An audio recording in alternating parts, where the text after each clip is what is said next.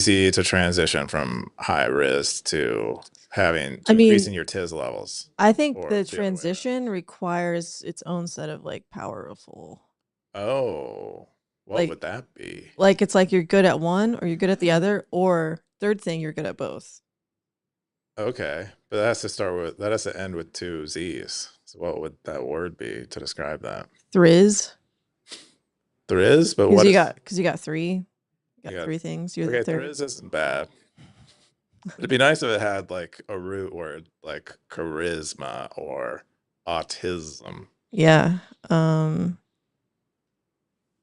you're like dynamic, right? That's like kind of the feature there. You're malleable. It needs an S in it. You are Piz. succulent. A pisser. Hello, ladies and gentlemen. We've been live for the last minute while they talked. How you doing this weekend? Okay. Keyan. Sorry, yeah. How am I doing? Nice weekend? Is that what you? Is my name changed to Nice Weekend? How you doing this weekend, Keyan? Oh, am I doing this week? I'm doing great. No, I said how you doing this weekend. Oh, well, the weekend hasn't started yet. It officially started. It's Friday. Oh, is that how weekend? You can't ask him that until the end. What are you doing? I'm changing it up. Oh gosh. This is the beginning. It's day one. Oh wait a second. Wait, did you not? Are you used to me doing a normal routine every week? Who? Me? Keyan. I'm asking Keyan. What's Keyan used to? I do. Are you used to a structure? I'm used to you asking me one question at the beginning. No, we're not doing that this week. No, I'm asking you how's your weekend going? It started today's Friday. This is great. Wait. Do you want me to go back to a structure that we had? Wait, what's this? I thought this was a podcast. This must be the anti-podcast. Is that what I've joined? Well, Carl likes to attack people on the pod, so it seems like that's what he's doing. Oh, I'm not attacking. You don't have a slay segment in a while. No, it's me. No, I'm trying to change it up this week, because last week you were like, we started the beginning of the podcast, and you didn't want to go along with the normal routine. You're like, oh, I don't feel like doing it. I don't want to do a normal podcast. So this is Carr not doing the normal podcast. It's definitely not what I said, but that's not what happened.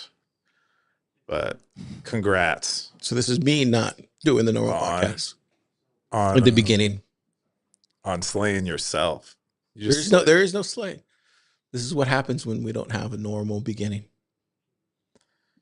Well, I'm enjoying. I could sit here all day just not having a normal beginning. Maybe that's the version of me that you met last week who said they don't like a normal beginning. Maybe that's who I am today. Just giving you a taste of your own medicine, Coob. How was your week? Tastes pretty good. How was your week? It was pretty good. I had a pretty good week. I did vinyasas, which I'm proud of myself. It's been so long. Vinyasas. Yeah. Good job, Coob. It's like yoga things where you move and breathe in sync with, that's like what they call it. But so you can get, like I go to these classes where you do that for like an hour.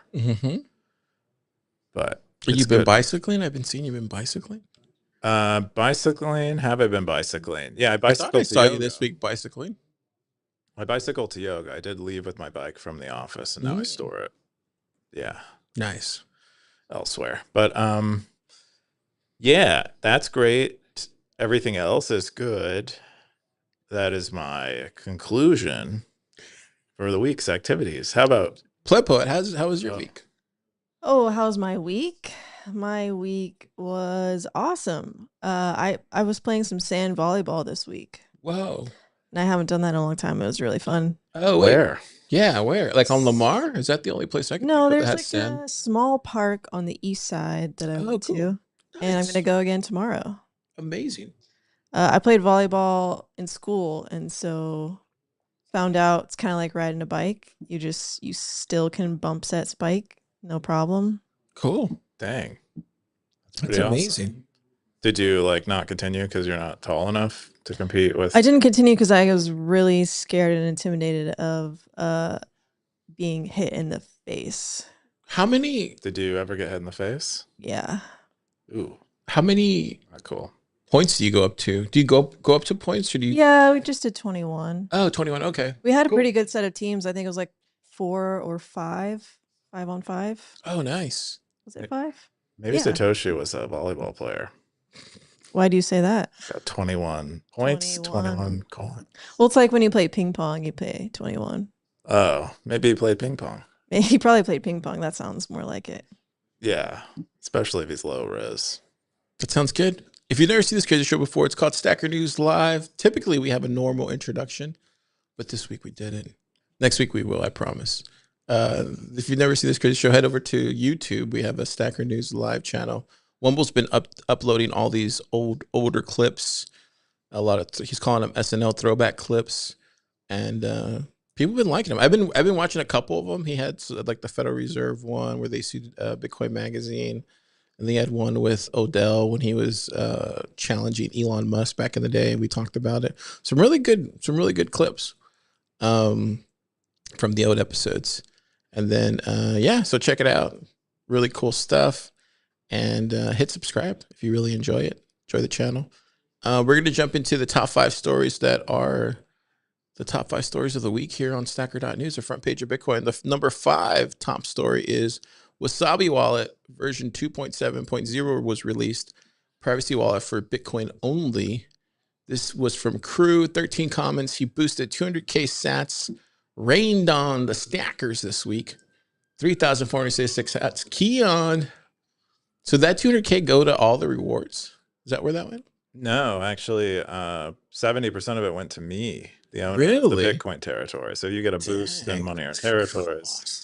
As a territory founder, you get the. So we only got so only 30K of that went to. 60K.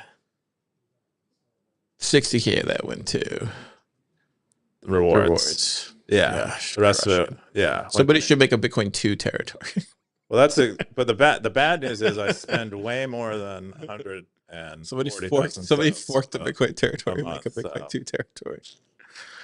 Anyway, this is I guess Wasabi Wallet had a new release, and it's they say it's like relatively minor and they're just stabilizing things. I guess they didn't have any big wow features. But some of these features sound pretty cool. Like I guess they allow you to connect to Bitcoin nodes that are running or RPC Bitcoin nodes RPC interface over Tor now.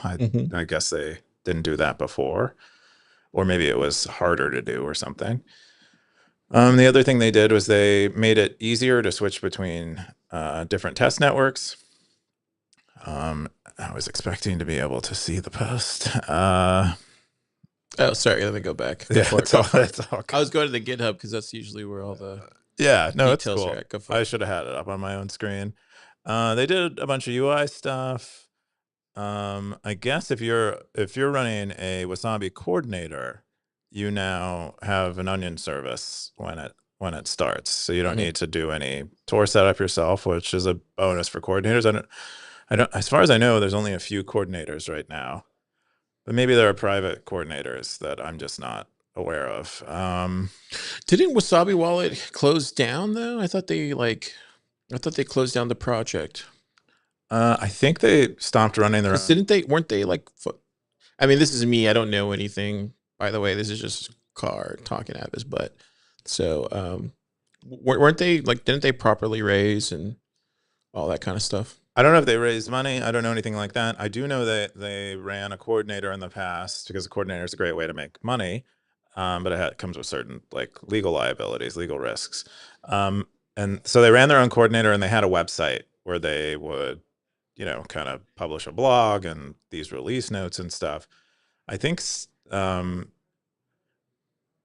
think they're still working on the software. I don't know if the team itself is, but I think they have maintainers on it and stuff, or this is a fork of the original Wasabi, and this is like another website. But I believe around the time that Samurai got indicted, they like took down the website, took down their coordinator is my memory, but someone might want to look that up. Yeah. But now it seems like Crew, who runs probably the most popular Wasabi coordinator, is promoting these releases and stuff. That's usually where I learn about them. Oh, interesting. Yeah. There you go. Check it out. All the notes are in the GitHub where you link to And yeah, it looks like it's a busy project. There's like 340 issues. Looks like a lot of it's being resolved. Some of them, Yeah, great way to get your coin joins. it looks like a lot of it's being commented on. A lot of pull requests. Stuff's getting fixed. Yeah, there you go. The next top story is, where we go here. Show SN buoy, compare Bitcoin only wallets, exchanges, and tools. This is from Jasper Vanduri, Bitcoin territory, 24 comments, 10K boost, 3,130 sats. Keyan, another boost, 10K boost. Man, That's people right. are paying to get into the top 5 these days.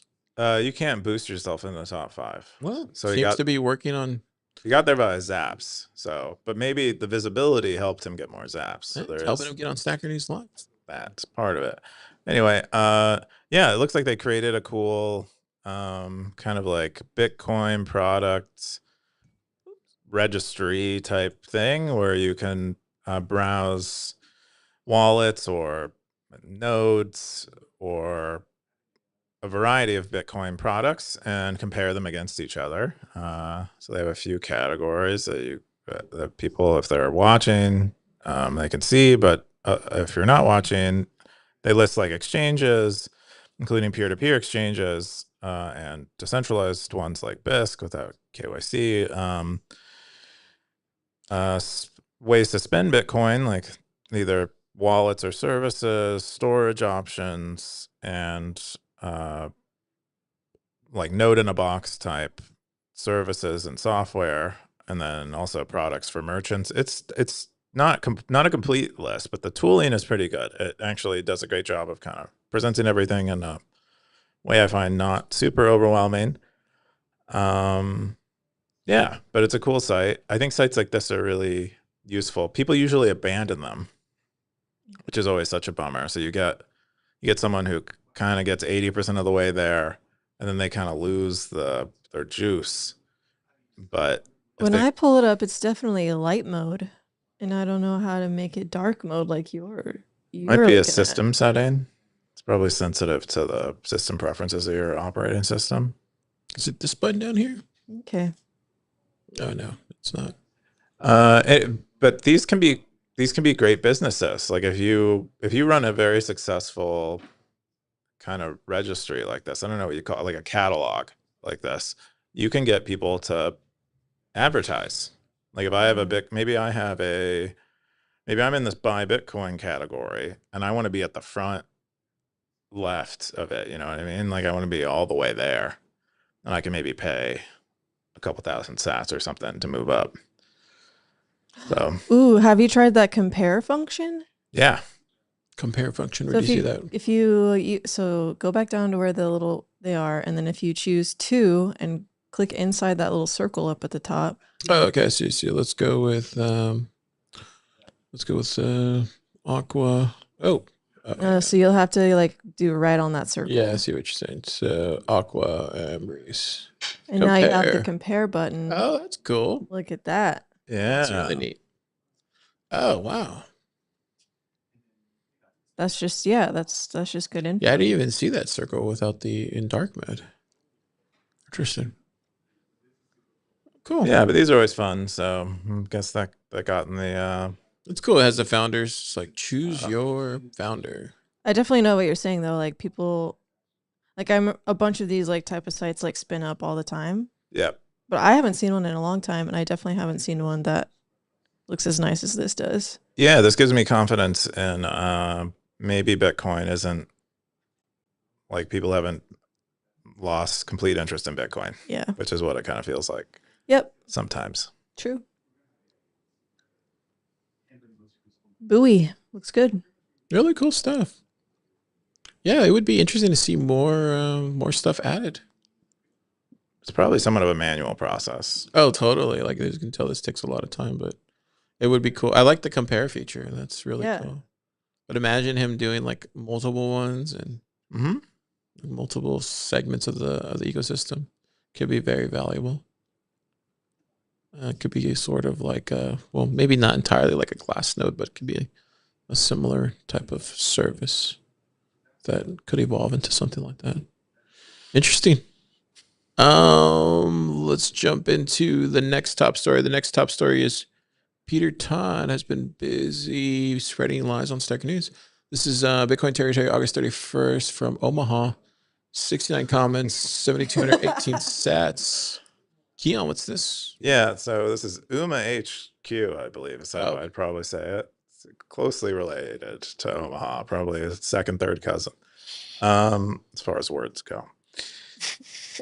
There was, Peter Todd last week, I think we covered it. He wrote about, I think Luke made a statement about what data carrier size for the option or the configuration option when you're running Bitcoin Core meant. And he said that Luke made a mistake when stating what it was for. And UMA HQ believes that Peter Todd was incorrect about his correction of Luke. And so that's what this post is about. They do. Peter Todd pointed out to a certain, I think, Bitcoin Core version 0.9, the release notes to that, which kind of supported his case and what he thought data carrier size was intended for. And UMA HQ points to more history, I guess, supporting their claims that Peter Todd is, they say, lying, but maybe missing other history. This debate has turned pretty political. So it's really, most Bitcoiners, I think, would agree that they don't want data, arbitrary data on chain, and that Bitcoin is for money. But they all disagree about what is a reasonable solution to the problem, or like how best to solve it. And so we just end up mostly bickering and kind of, talking about things like this, like what happened in the past. Do you know exactly what happened in the past? Do you know exactly what they were saying then and what they meant by what they were saying? If not, I score a point and my side advances and your side advances less. And we're going to keep going until. I guess my bigger question is, Keyan, Yeah. why didn't you know last week that he was spreading lies? I don't think he is spreading lies. Because we brought it up last week and we were talking about it. Because it was in the top 5. Was it in the top 5 last week? Yeah. It was in top 5 last week. Okay. And you didn't bring up any of that.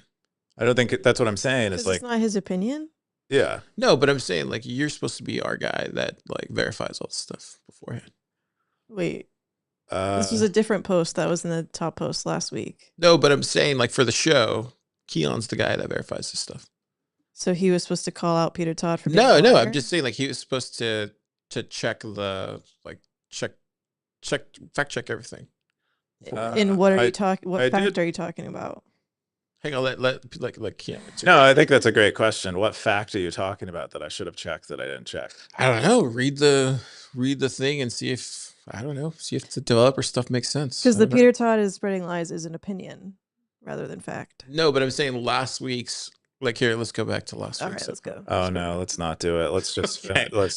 Yeah. Well, all I'm saying from my side, because if somebody's watching this, they're gonna be like, well, why didn't Keyan say anything last week about because if I'm watching this from a viewer perspective, and you know nothing about Bitcoin, and I know nothing about Bitcoin, I'm like, well, Carr and Keyan reported this last week, and they said everything was fine. We didn't report it as a lie because I don't think it's a lie. I think. Okay, that's all I'm asking you is, like, why didn't you report it as a lie, Keyan? I don't think it's a lie. If now that we're showing that it is a lie. I mean, Peter Todd's post. That's all I was saying, Jenna. So I don't actually know what Luke has said because I'm not following all the political nonsense that is kind of surrounding this stuff. But I do know what Peter Todd said, and the release notes are valid, and that's actually what was there. I guess, I don't know. I wasn't familiar with more of the context here. From what I can tell, it really doesn't do much to demonstrate that Peter Todd had anything factually inaccurate. That's my interpretation. Perhaps there's a gray area here. He did not describe the change to the data carrier size documentation that had everyone up in arms a few months ago. And that's, some UMA HQ spent some time in here doing that. But I don't think that has anything to do with the specific thing that Peter Todd is talking about.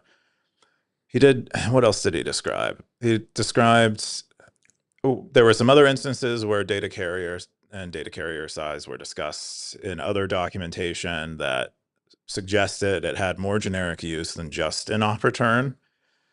And whether that means that it was intended that way, we can't peer into the mind of a person, let alone a person 10 years ago. So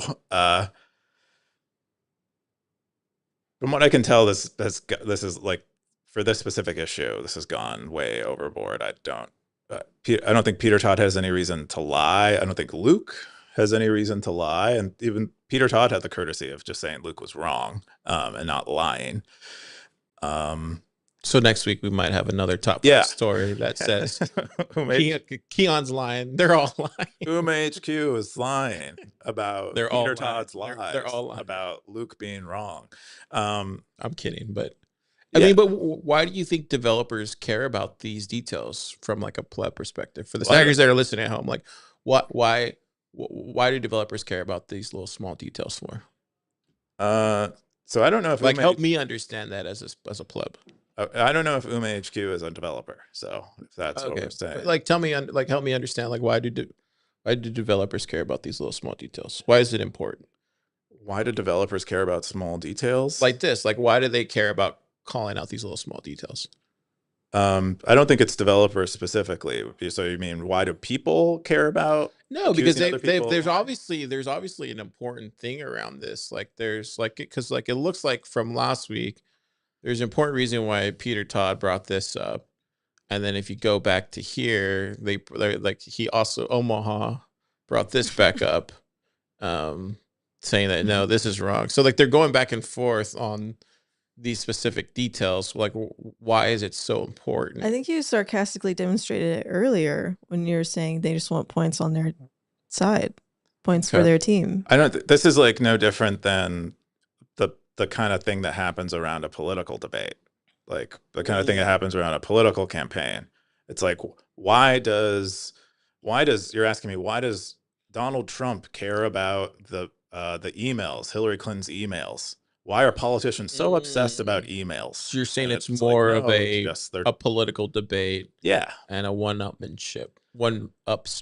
Yeah, we moved beyond productive conversation about this, and now it's like, what do the history books say? Do you know the full history? Do you have it 100% accurate? If you don't, it shows that you aren't worthy of making a decision about this issue. Okay. Yeah. Cool. Yeah. Well, I feel like this was a productive conversation. This is kind of like the I feel like this was a good productive conversation. Helps me understand better. I'm sure some stacker out there appreciates it. Well, I think UMA HQ, they dedicated part of their post to suggesting that Peter Todd has been more pro data on chain than even people who are in favor of the op return changes we're seeing in core are. And that is maybe, so this is all going back to the core versus nonce thing, is what you're saying. Oh yeah, this is all directly related to. So are they both on opposite sides of that? Yeah. So UMA HQ is on the not. Well, I would guess, and I'm pretty sure that part was obvious. Yeah, it was on. I didn't know that part. This is what we're. Peter Todd, I would say, is on the core. Okay, well then now we know. We'll talk a little bit more about this in Wumbo's pick. Okay, cool. The number 2 top story is shutting down my routing node. This is from 0314, 58 comments, 10,000K boost, 2812 sats. Keyan, another boost. Yeah, got another one. This one in the lightning territory. So that money didn't go to me. None of it went to me. Who's got the lightning territory? Dang. Yeah, so 0314 F6BAB2. They had been running a node since 2019, They had 1 Bitcoin of liquidity, which is a lot, but they had forwarded twice as much as that for the 6 years that it was running. But I guess they didn't reap enough reward from that. They said they're losing money. They're paying significantly more in miner fees. That is like getting transactions mined, either open or closed channels, or possibly even do swaps. They didn't really hint at that. And they said they most recently, like the precipitating event, was they got an HTLC worth 3 million sats stuck on chain, and they're not sure if they're going to be able to get it. They're also kind of unhappy with the development on Lightning, because there are a lot of kind of proposed protocol upgrades that we're not seeing in the routing node implementation that he is using, LND. And so he's kind of, I don't know. He's kind That's of crazy that that he's dissatisfied with the Lightning project, or Lightning, I should say, Lightning, the company. Yeah, dissatisfied with LND, but also with his performance as a router.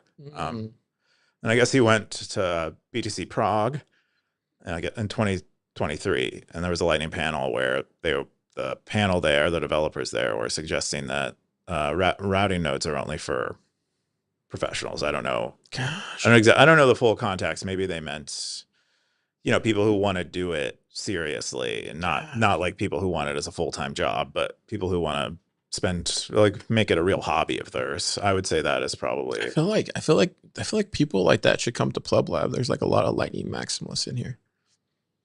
What would change for them, you think? I think they would be around other Lightning maximalists, and they would see. They would just get their opinion by osmosis. They would be okay with like losing a couple million. No, I'm just saying they would hear an alternative view, maybe. Oh, well, I think that was just one of the points he cited. It was the last point, to be fair. So I think some of these other issues are probably bigger contributors. Because I imagine if you just keep hearing the same view over and over and over and over and over again, eventually it's just going to stick. I'm not even sure. It sounds like he pointed out one particular view he heard, so I'm not sure he heard it from multiple sources or over and over again. I mean, it's one of 4 things that he listed. So I'm sure there's a lot of reasons, but he made sure to point that out. Yeah. Okay. Well, yeah, so he's shutting it down, and RIP node, routing node, this dude's routing node, but he should still run a node. Still run a Lightning node for himself for making payments. That's what a lot of stackers chimed in with, and some other people chimed in about helping him get his HTLC unstuck. Yeah, it looks like a lot of people chimed in. And hopefully, any good ones in here, Keyan? Something Darthcoin said. I would be curious. Okay, go down a little bit. You just passed it. Yep. He was like, run private nodes at the very, very bottom. Okay. Public nodes are for profit. Oh, there you go. And I don't know how like Darthcoin that is. Whoa. Oh, that's quite Darthcoin. Is that like an extreme? No. Oh, you mean is that? Oh, I see. No, that is if you're going to run a node for personal use, you might as well run it with private channels. Private nodes means private channels. Like you're not telling people that you basically have a Lightning node there. Yeah. But you can make a payment from it. Your peers know that you exist, but no one else on the network knows. So you make payments from it, and you can receive payments to it.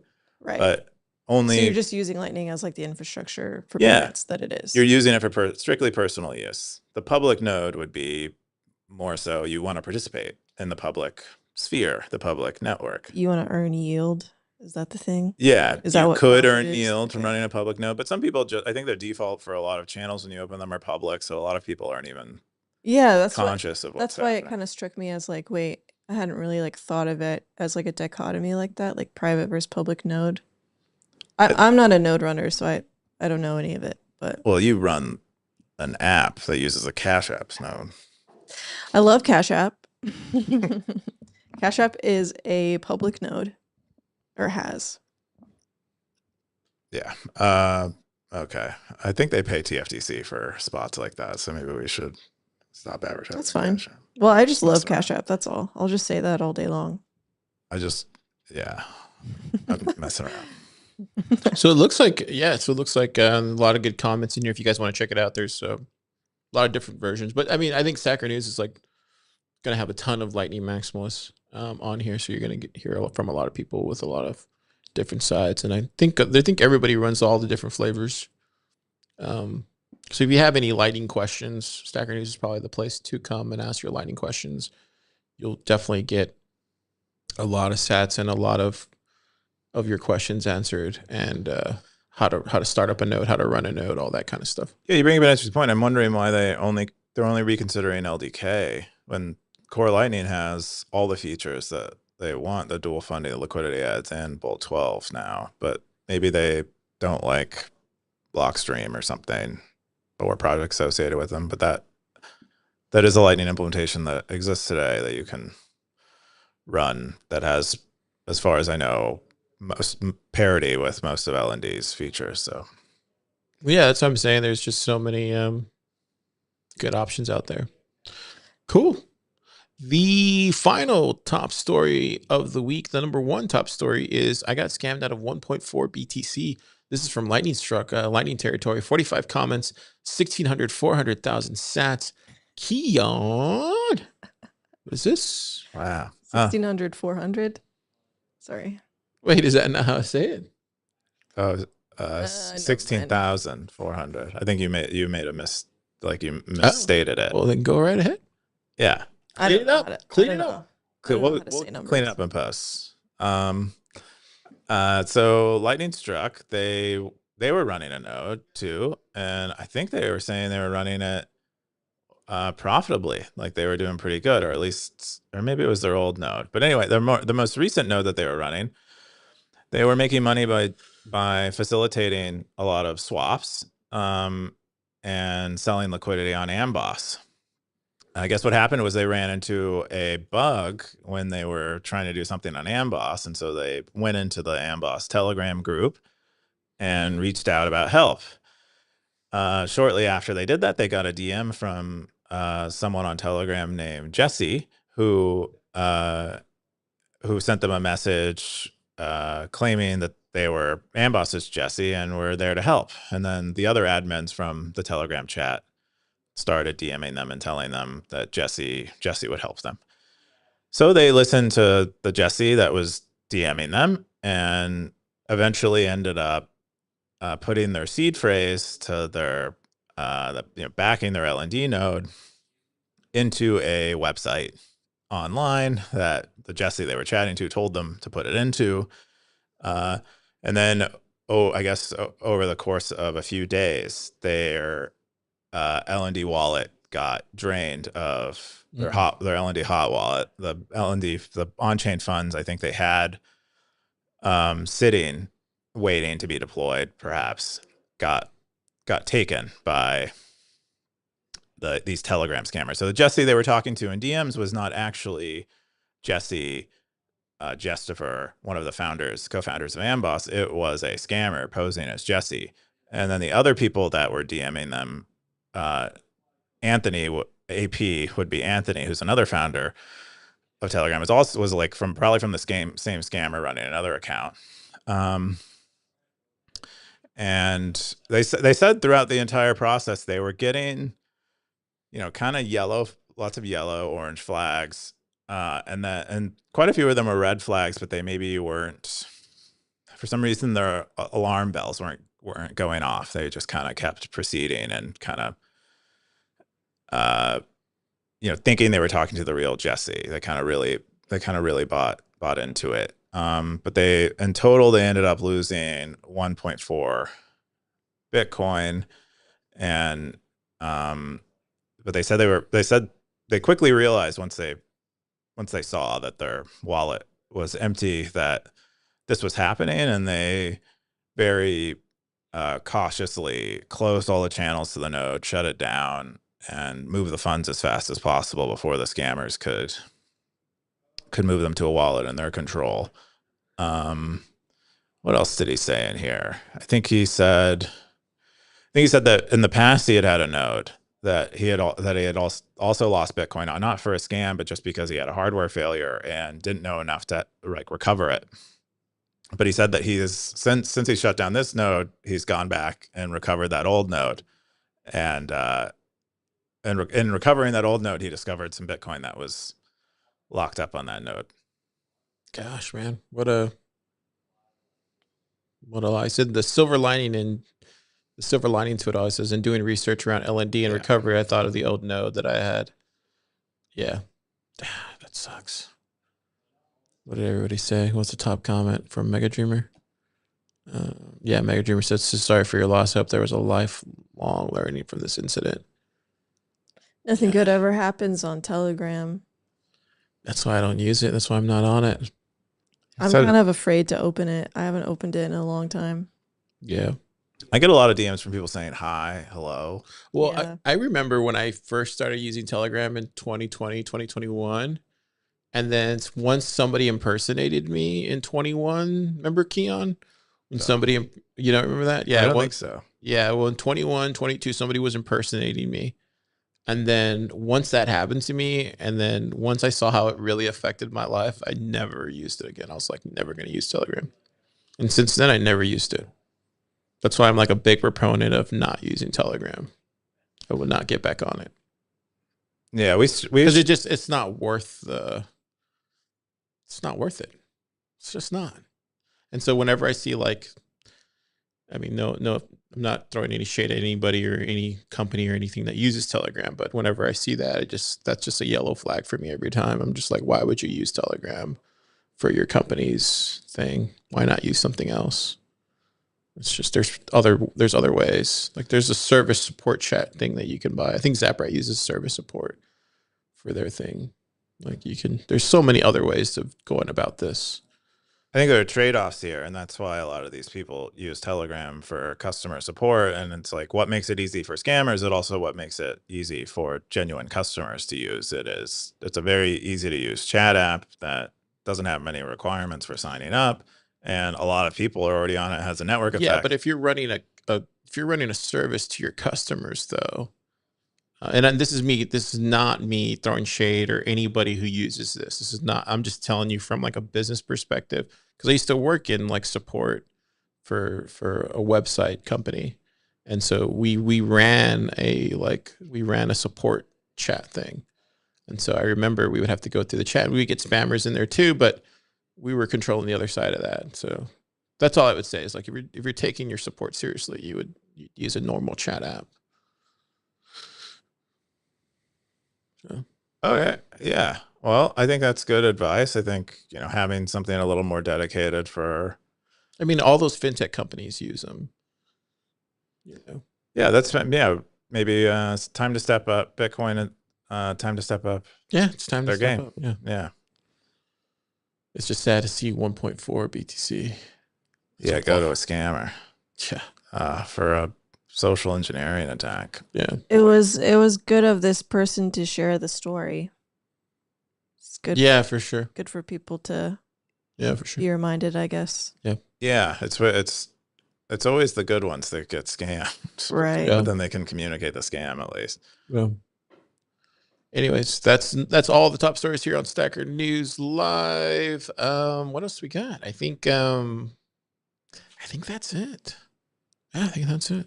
For the top 5, right? Yeah, that's it. That's all the stories. Check out last week's episode. It's there. We also have the most popular video last week. The next one was the Prove You're Not AI. That was a funny one that we talked about. So check that out. Don't forget to hit that subscribe button on YouTube. We're officially on Fountain now, so we're deploying our, maybe this is more inside podcasting stuff, but we're deploying our podcast on Fountain, and so we're testing out some of the new like podcasting features. We can release episodes early, so I think I'm going to do that this week. I think I'm going to release this episode early. If you want to try it, you can zap it to get it early. If you don't, if you want to wait till Monday, then you can wait till Monday. But some cool stuff Oscar's building behind the scenes that you can play with. So if for any Fountain heads out there that want to check it out, you can. And then Fountainheads. Is that not a thing? I thought that's what they're. Oh no, it's a book. There's a book called Fountainhead. Oh yeah, it's a good book. I don't know why. Yeah, I don't know why I said that. I guess I thought that's what it's called. With all that, we're gonna jump. They should call them. They should call their users Fountainheads. Definitely should. Yeah. It fits. Really fits Bitcoin ethos. That book. Yeah. Oh, It's Ayn I thought Rand. that's what they were called, Fountainheads. I think you just came up with that. I think it's yours. Really nice. You should, sell that to Oscar. Yeah, sell free that. subscription. Sell it back. Well, I'm happy to support Oscar. So, anyway, Stacker.News Live is officially on Fountain's podcasting distribution thing. We're excited. We're excited to check it out. Can you imagine the merch? You could have like a hat that has a fountain on top and it's just like pouring water. I mean, dude, it's a really cool thing. I'm excited. I'm excited to use it. But yeah, if you want this pod early, definitely check it out. We're gonna jump into the AI Bitcoin stuff. So this week, Optimism released this on the 1st. He had all the, I guess it's the front page of AI Bitcoin. Is that what we're calling it now? I guess AI Bitcoin. What do you mean by that? I mean, like he gathers all the AI news and gives it a Bitcoin lens on it, and it's pretty fascinating. And so it was. I looked at this post. It's a lot. So this week he's yeah. talking about they're taking our jobs, or are they? And then he quotes this Keyan post, and he really gets into it. There was a couple of them I wanted to share. I did grab one of them I thought was fascinating. The Will Smith concert crowds. I don't know if you saw this, Keyan. I did see it. But apparently they're like there was these real, because I don't know if you heard about Will Smith, but Will Smith got kind of banned from Hollywood because of the slap that was heard across the world. He slapped Chris Rock and then won an Oscar. Anyways, long story short, he then got banned from Hollywood, and now he's having to go back to music, and so now he's doing concerts and stuff to make a living. But they're saying that he was using like AI. Some Will shade. Yeah, he's having to use AI to like show some of these things that they're not actually real crowds out there. Do you see the AI stuff? Yeah, you can see where there are weird inconsistencies with it. But they're saying that they were saying that he's actually really is there. Like there actually really are crowds there. He's not like faking his attendance. Like, people really do like Will Smith music. And there are people there, but he's just like optimizing the what do you call it? The density? Yeah. What is the music? Like Big Willie style. That was a big album back in the 90s. I think it's like hip hop. Okay. Like kind of poppy. Yeah, it's like poppy hip hop. Getting jiggy with it. Right. Getting jiggy with it. And it's like PG friendly too. It's super PG. Yeah. Is like another aspect of his music. He was super popular in the 90s. You remember that? Here comes he was, dude. Yeah, he did. He was peaking then. It did well. It did well. Anyways, yeah. So you can see here. So they're saying that he's automatically getting like it's just upscaling basically. It's not actually, he's not making these fake crowds. So anyway, I thought that was fascinating. People are trying to destroy Will Smith, but he's saying. So the presentation of the concert online is to make it look more attended than it was, or like no, it was just they were saying that he was doing that, but this website's like, no, he wasn't doing that. He's actually just upscaling his photos for IG. I see. Okay. Yeah. Okay. And the upscaling sucks. Okay. I mean, you saw what it did to, remember the podcast with Jim where it made him look old? Yeah. It's kind of like one of those. Yeah. Shout out, Jim. Shout out. And then the other one I wanted to share was this one. This was another one from the AI territory, was the Taco Bell. So Taco Bell had a drive-through. Did you see this one, Keyan? No. I saw it. BBC's been posting some really funny stuff lately. They're really anti-AI, I've noticed. Taco Bell rethinks AI drive-through after a man orders 18,000 waters. Did you see this? So this was funny. Basically, the guy went in there and ordered 18,000 waters, and then did the AI deliver it to him? The AI got stuck basically, and they obviously couldn't do it. Did he pay for them? No. But what I'm saying is like it shows like where the tech is just not ready yet. So that's why they only have the in-person. You have to actually go inside and like order through these AI stuff, but you can't actually go through. They're not ready for the drive-through yet. Okay. Do they need to be ready for the drive-through ever? I don't know. Do you think the person in the drive-through cares? Isn't that sort of like an AI? Isn't this just like another step down the slope of like most convenient way to do something. So you're saying the guy that takes your order at Taco Bell drive-thru is like an NPC? No, the guy who goes through the drive-through doesn't give a crap about whether it's an AI or Well, not. he gives a crap about getting the food that he ordered. But if he wants it cheap and fast, and so if this makes it cheaper and faster, that's probably better than a human doing it, right? No. Okay. Hmm. I feel like you're just disagreeing with me to disagree. So I thought it was funny because there was like some good comments here.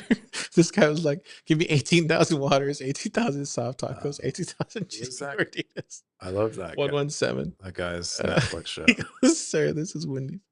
Anyway, the Staggers had a good time with this one. I thought that was funny. Yeah, I forget the name of that guy, that comedian. Yeah. Oh, this What guy? is his name? Yeah. I don't know. I can't see him. It's too low quality. He did a movie recently with Oh, Rudd. Free TX said this. He goes, "It's going to be supervised AI, kind of like the guy who sits with you in the robo taxi. It's kind of like that." I haven't taken a robotaxi yet, have you? Have you? No, I haven't. Oh no, I don't have a Tesla. You need to have a Tesla to take a robo taxi. Oh, really? Yeah, you got to have like a. What's the point of having? What do you need if I have to buy a Tesla to get a self-driven car? I mean, that's not a question for me. That's a question for Elon. Okay, well, I'll ask him next time we have our weekly calls. I mean, he's an investor in Stacker.News, right? So it should be easy enough. Yeah, he invested in my birth. Pregnant. That's all the AI Bitcoin this week. Thanks to Optimism for doing a Is great Elon Just job. got a lot of Musk- kids. He's your dad? Yeah, I mean, I call him daddy. Like similar. He's a South African daddy. The next one is a new segment we're calling Wumbo's Picks. Wow. Oh no. That's how I'm doing the segment. Wumbo's Picks. Oh wow, you've been practicing that. I can tell. That's the segment. It's Op Return Saga explained in 2 minutes. Go. Oh well, it's not me that does it in 2 minutes. Oh, I thought you were gonna do it. Because the account is called 2 Minute Bitcoin, and they publish on a blog, 2minutebitcoin.org, these short explainers about things that are either That's features nice. of Bitcoin or Wumbo's things that are. Picks. And during the segment, I get interrupted repeatedly by the Wumbo's Picks. like title of the segment, and that's what really makes it differentiates it from all of our other segments.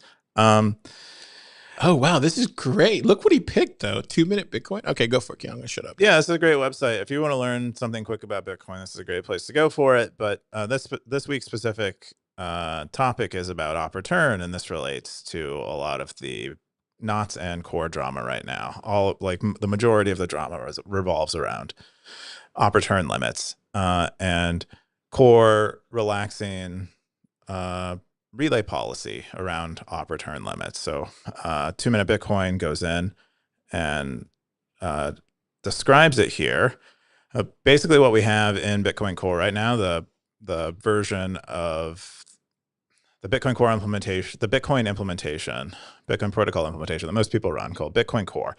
Right now its defaults say that you can only have one op return per transaction, one op return out per transaction, and it can only have data in it of 80 bytes in length. That is the default. You can reconfigure your node to make that smaller or larger, or turn it off entirely. But most people leave the defaults, and so yeah. So and to describe more of what the problem is and why people have an issue with this changing, or I'm getting distracted because it's kind of loud in here, but Wumbo's Picks. well, there you go. That's actually when Wumbo's Picks. that's actually when that's needed. I need like headphones that Wumbo's Picks. have a mute on them. I'll just keep doing that. I've got breaking news. If it just totally Wait, no, we can't do it during Okay. Wumbo's Picks. Okay. All right, go for it. All right. Wow. Wumbo's really in for a real picker this week. Go for it, Cam. Power through. Okay. Well, there You said max size 100 bytes. Go. no, max size currently the default max size right now is 80 bytes. Okay. Proposed changes in core will take op return size up to 100,000 bytes. That'll be the maximum size allowed. in relay policy, not in consensus. Consensus already allows arbitrary op return sizes and an arbitrary number of op returns per transaction. This is simply relay policy, but basically before transactions get in a block, what will you send to other Bitcoin nodes that will then eventually make it to miners? That's all that these policy changes relate to. So in Bitcoin Core version 30, these defaults will change and they will be deprecated, making them in some future release unable to be configured. And so this is the position of Core that most people know now, and Knott's position is that we should do more of this type of data filtering, that we should never expand the op return limit, and that we should do more data filtering in general. This post gets into it a little better than I'm going to be able to describe, but I think there are. I think it's of interest to everyone because there are good reasons to actually remove these limits, and there are bad reasons to remove these limits, or things that could potentially go wrong by removing the limits. Specifically, I think this is just FUD, the CP scare. I think it's primarily FUD. I think anytime it comes up, it's kind of like calling someone a racist or Hitler. It's kind of an attempt to escalate the argument beyond like reasonable discourse. Because currently this can happen on Bitcoin as is. Relay policy does not affect whether this is possible to get into blocks or not. So this relay policy does not affect whether consensus will allow large op returns or not. It's just how easily it can get to a miner is most of what it affects. So I think there's some mischaracterization going on as it relates to these. And I'm sorry, Wumbo, I think you wanted us to go even more fundamental than this and talk about what a mempool is, what standardist rules are. But hopefully you can give us some feedback on how we did this week, and I can amend my approach going forward. Yeah, because it can get pretty dark really, really fast. I kind of want to stay away from that, but just there's other people out there that really want to get into that debate. I just, I'm founder focused and like focused on startups. The dev game is how do I say this politely? It's gangster, bro. It's a gangster game, and I'm not getting involved with that game. I love working with founders, and I love working with startups and stuff, and that's where Car is. What happened? Oh, is that what the breaking news is? No, my breaking news is about Justin Bieber once again. Oh, what happened with Swag Justin 2. Bieber? Oh, there you go. Really dropped another album? He dropped another album. Wow, you should have interrupted us. We should all stop this podcast right now and listen to that album together. That was Wumble's picks. The next one we're gonna do. Let's do Keyan's first, because apparently Keyan. No, let's keep going with the stable. Yeah, let's do mine. Let's do mine first. Okay. I think this one is interesting. So Nick Carter released a podcast. He released another post this week. It was called "Situating Stablecoins in the Payment Landscape." Scoresby did a really good job of kind of going through it, and he kind of gave his thoughts on it. I want to share the post directly here because I think it's worth sharing here directly. So he pretty much gives a really good introduction, and he starts off by surprisingly going straight to Patrick Collison's tweet, which is this one over here. So Patrick Collison has a tweet that says, "Stablecoins are room temperature superconductors for financial services. Thanks to stablecoins, businesses around the world will benefit from significant speed, coverage, and cost improvements in the coming years. Stripe is going to build the world's best stablecoin infrastructure. And to that end, we are delighted to welcome stablecoin to Stripe." So if you don't know, there was a post on Stacker.News this week about Stripe launching its L1 blockchain tempo. What that is basically blockchain design for payments, which is an L1. It's kind of weird why they did it. Blockchain. Yeah, it's kind of weird why they did that. To me, it really doesn't make a lot of sense, but I think it was interesting because um, Nick like literally lays this out in the opening paragraph of his like whole essay here, and he says he basically says Patrick Collison is wrong. They're not room temperature superconductors for finance. He said room temperature superconductors are theoretical. People don't have great intuitions about them. Stable coins exist and work great today. They are more akin to Starlink for finance. So he's basically saying that what Patrick is saying is like theoretical. It sounds very like really cool and esoteric, but in reality, stablecoins already exist today. It's like Starlink. All you need is a phone, and everybody can swap and use stablecoins right now, just like you can use with Starlink. And so he goes into talking about, and he goes really deep into the whole stablecoin thing, like, and it kind of makes sense. So people that don't know who Nick Carter is, he has a fund.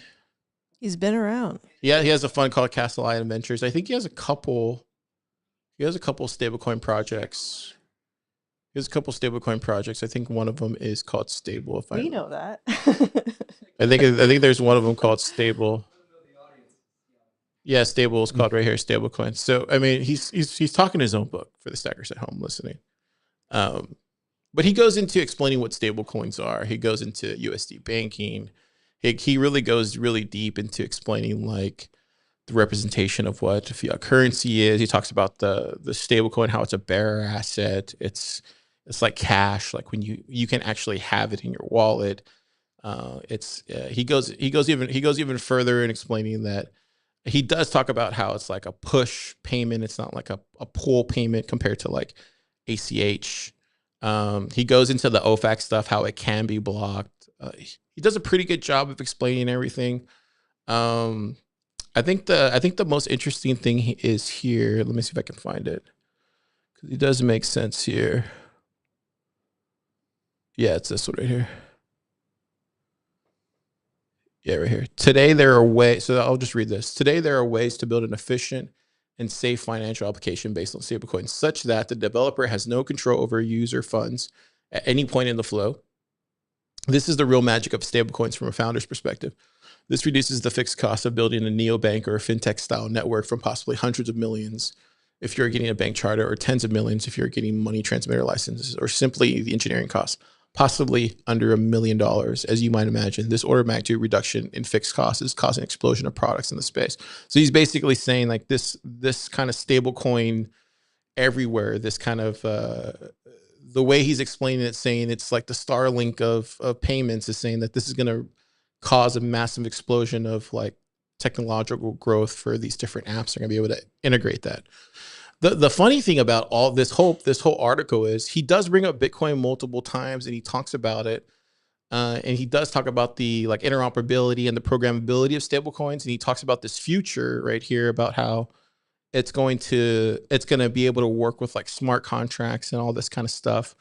But the only thing I think that he really doesn't really hit home on, and I think he kind of, the only thing I would slightly push back on, and it's not me like really criticizing or anything, I think the only thing he doesn't really push back on is just how this is gonna like lead to this kind of like, I think once AI gets involved with kind of stable coins and we have all these wallets, like I think it's just gonna, I don't think it's gonna freeze funds. But I do think it's gonna automate, like automatically block people from spending those funds, if that makes any sense. And I think it still gives Bitcoin the upper hand, and it still gives Bitcoin companies who are building the Bitcoin wallets an upper hand. But I do think stablecoins, from basically what he says, definitely gives them the advantage right now and into the next 5-7 years for sure. Because it does seem like there's this kind of stablecoin rollout that's happening, and it is inevitable. And he even talks about how the old kind of system that was in place, the Swift system and the Fed now, and like how that's, that's going away, and this new kind of stablecoin system is happening, and it's basically here. and there's no kind of turning back from it. And that's kind of the gist. And he even goes into like the visual payments history of everything. The guy knows a lot about. The guy knows a lot about payments, and it kind of makes sense because his dad works for the IMF. Kind of makes sense. One question I have going back to what Stripe just announced. Yeah.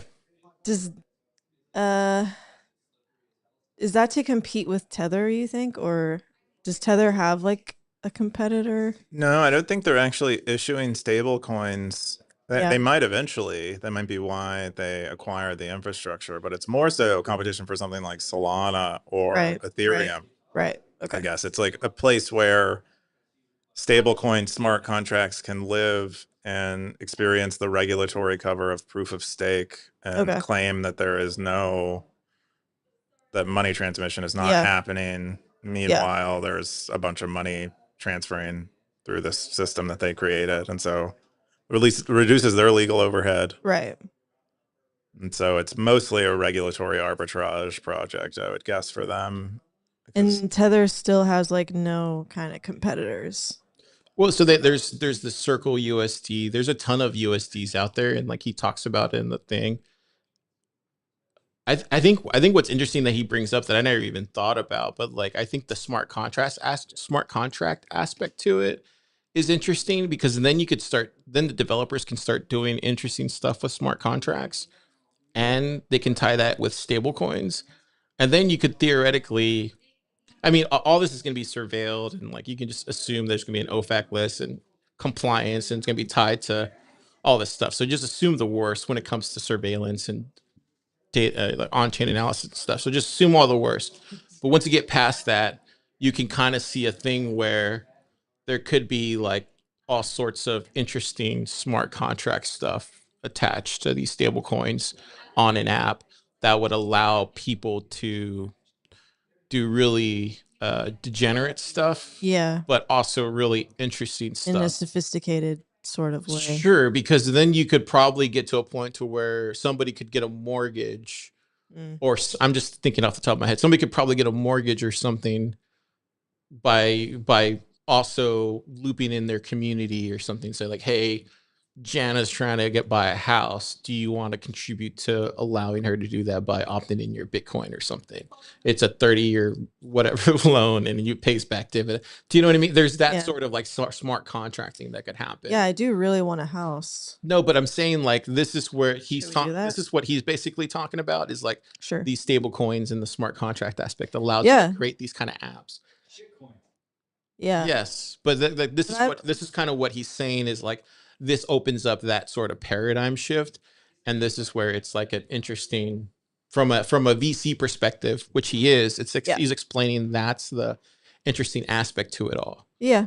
But from a Bitcoiner's perspective, like myself, like there's it doesn't actually make a Bitcoiner flinch at all because we still hold the higher ground of self-sovereignty and we have first rights to I mean we actually have the Bitcoin in our hands, the property. Yeah, so it's a really good piece. I thought it was really good. People are gonna be like, oh, why are you talking about this? But no, I mean I think it's fascinating to read. I haven't paid attention to like anything Nick Carter said for a while, but he does explain things really well, and I did appreciate he gets a lot of things him in my early days. And I think Scoresby, like I would go back here because Sporsy corrects him on a lot of the stuff.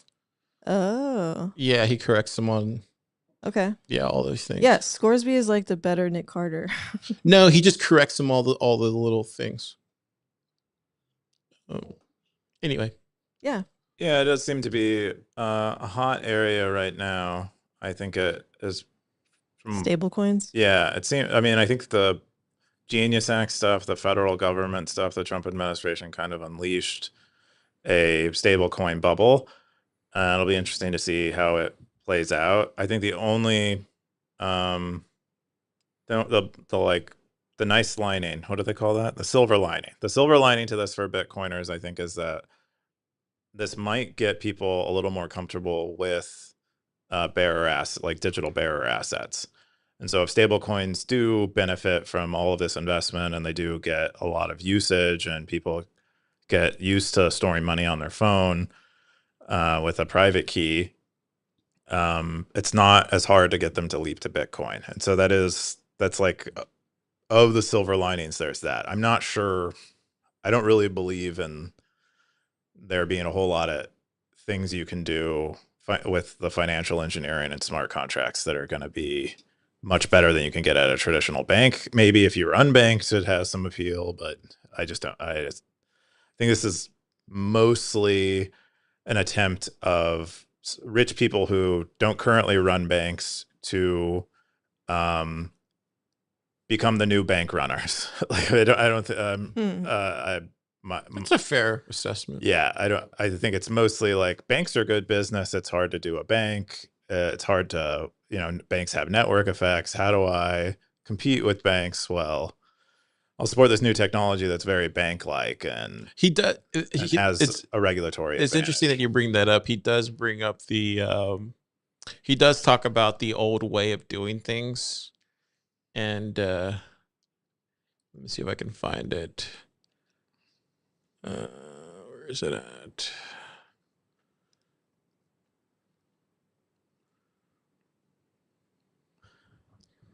I just don't know. Like, I think the main thing for me is like, I don't know what benefit I could expect from this. I get that someone running a stable coin, this kind of stable coin banking system thing, I can understand their margins improve.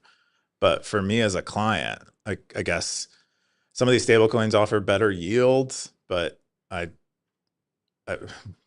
yields like on a dollar, like real yield is probably negative still because I'm holding dollars. So I'm not.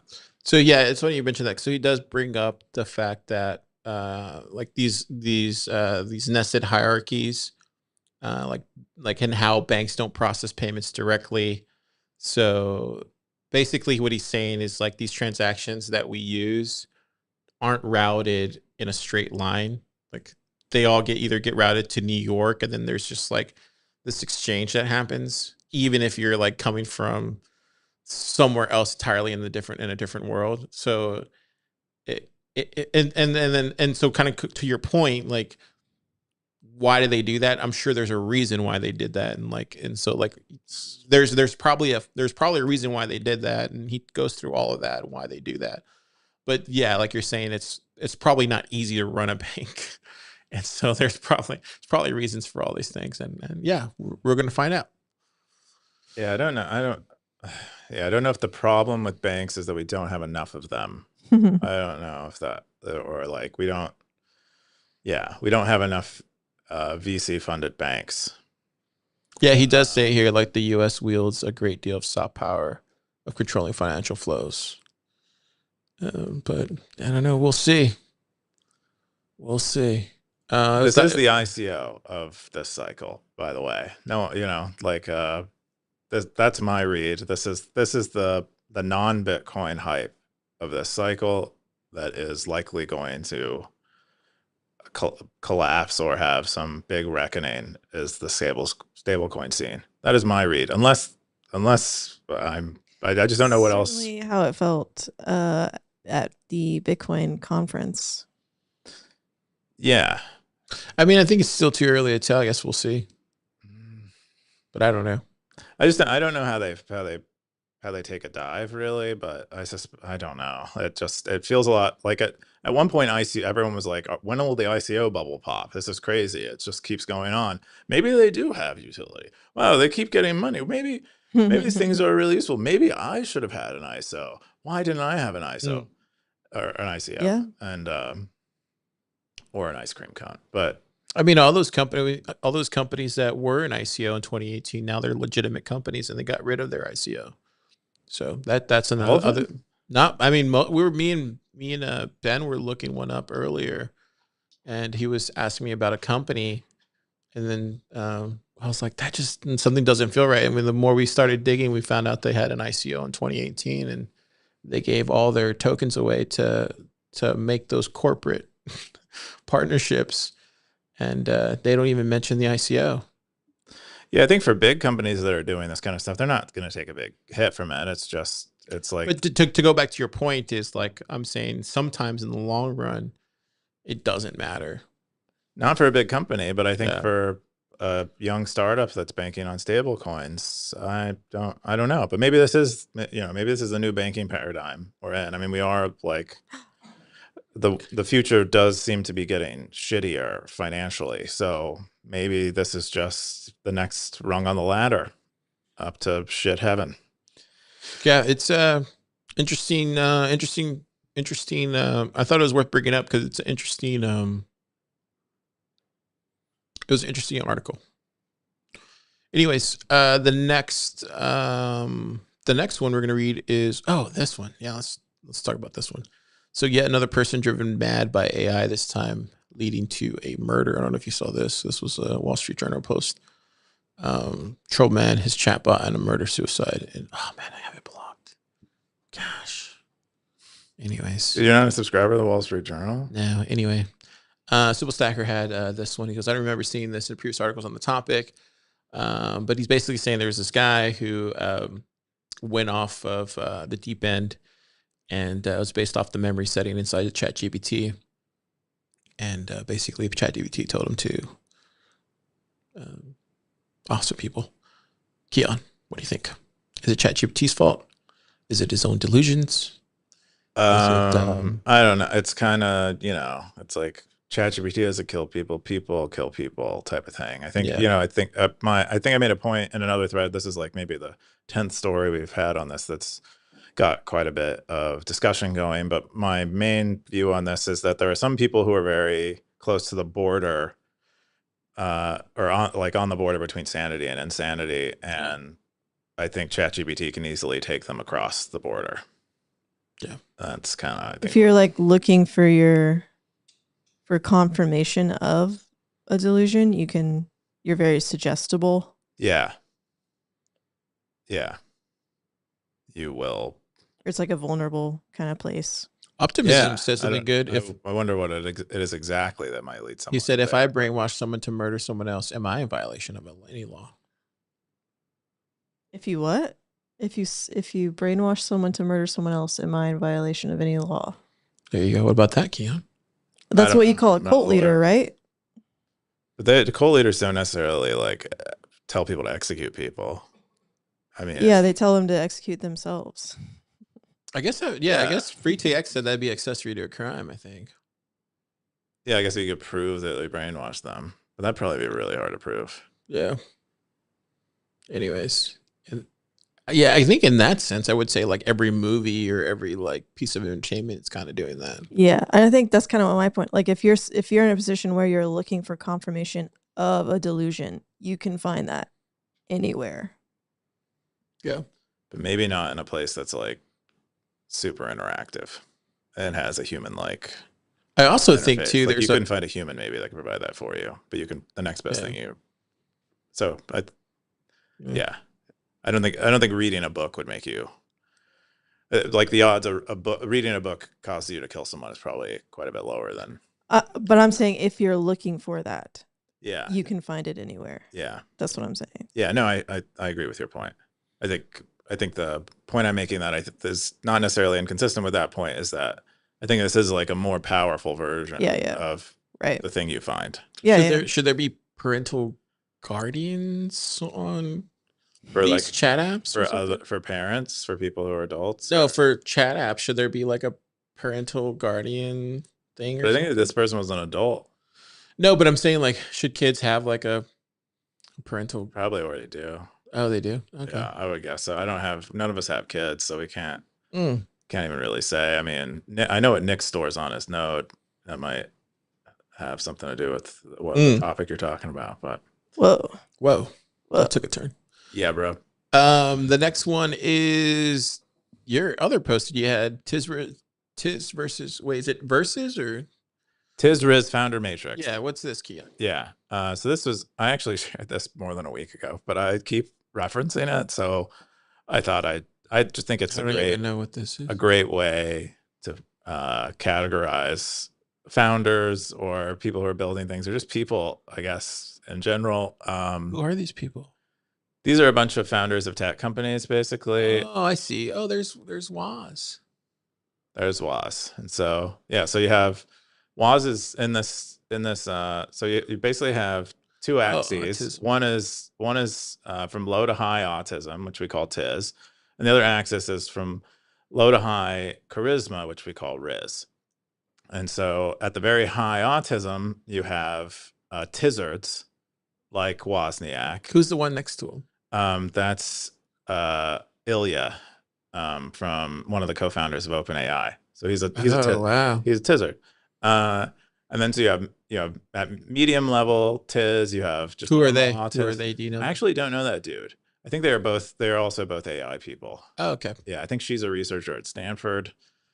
Don't actually recall, but yeah. So, but if you're low tiz and Buy also, my course if also coaching. low riz, Okay. you're in a really bad position because you're like, you don't have Acquired. What does that mean? Your startup got Oh yeah, bought? you like list on your LinkedIn that you were acquired. You're constantly boasting about things that don't really amount to anything. Wow. Like you're basically a scammer, but like an ineffective one. Gotcha. It's kind of low. And then Yeah. if you're on the high riz, which Yeah. is charisma, If you're high riz, you're like Elizabeth Holmes or Chamath or the WeWork guy. is Chamath high charisma? Yeah. Oh wow. Yeah, I mean that might be wrong. Maybe he's not high charisma, but I mean, I think did that he fits. work at like Google or no? He worked at Facebook, early right? Facebook. Early, Chamath is the only person that I knew besides like. Didn't he like God really mode. contribute to Facebook though? based on his own account, yes, he was significant in their like growth efforts. But does that make him a grifter though? I think it's based on his current behavior that people are categorizing. Oh, as a okay. grifter, Oh, not so it's his current experience with behavior. Facebook. Okay. Yeah. What is that jail sign there? It's Forbes 30 under 30. Oh, okay. Yeah. Okay. And then the medium one is Tiz Whisperer. What's that? Yeah. So if you're medium Tiz but a high Riz, you're a Tiz whisperer, meaning you can communicate with high Tiz people and medium Tiz people very well. And It's like almost the best. yeah, it's actually a really good place to be in because Yeah. like you don't have to be full Tiz, but you get full Tiz power because you're communicating. So Steve Jobs is So you're communicating with full Tiz, yeah, because Steve Jobs, who's only medium Tiz but high Riz, he can communicate with Wozniak on a level that He's someone who is absolutely. low Tiz or low Riz could not. Sam Altman's there too. Yeah, Sam Altman, Oh, that's interesting. also a Tiz whisperer. He has a little Tiz, but not enough to Yeah. count him out Wait, here. so you have Elon at the very top? I don't. This isn't my graph, but according to whoever made this, they believe. that I feel someone like you made this. I've said multiple times that I haven't made it. The Oh, from X. Okay, it wasn't you. yeah, Okay. they're I was getting yeah. skeptical. High Riz, high Tiz. You have people. You have like the biggest billionaires on earth. Wait, like wasn't tech Zuck? companies. Zuck was autistic though? Yeah, Zuck does not belong there. Zuck doesn't belong Zuck there. is definitely high Riz. I would guess he is. No, because people hate him. Do people hate Zuck? He's man? so hateable. Yeah, I would I feel like you just hate him. But he might be. he might have high Riz in a way that is hard to detect when you're not in his inner circle. That is like the only. What do you read I mean? can Say make that on slower. Because he somehow has accumulated a lot of great people who have worked for him over the years. Yeah. And Just because he pays more, dude. I'm not sure that's exactly it. And so there's possibly more to the story. I'm not sure Riz means what we're thinking of, which is like Rico Suave type of- Charisma. yeah, but charisma isn't really only one thing. It's like Mm. it's I think- highly effective in social situations, and maybe for someone who's high Tiz and high Riz, it's like very scoped to a certain type. And of then social the other interaction. guy on the far right is the Nvidia guy, right? Yeah, Like And I then- feel like an Elon Musk belongs there. Yeah, but I don't think Elon is high charisma though. No, he belongs. I think You he think belongs so? there. But Oh. I'm like, do you he feels like more comparing medium high Musk to charisma. Zuck? I don't know if they're. they have different. I bet they have different kinds of Riz, and I bet Musk Riz shows up on X or his tweets or whatever, and his sense of humor. And I would guess Zuck shows up probably in his like negotiations. What's main character? What's that? Okay. I'm so confused. Your medium Tiz, medium Riz. What's main So you have enough Tiz to kind of be effective. You have enough Riz to kind of make progress That's on your funny. effectiveness, and you maybe have That's hilarious. What's the Yamper? you view yourself as important. The Yapper is Yeah, someone who mostly talks. They're kind of, they Oh, can't no. build anything because they don't have enough tiz to really make anything. Gosh.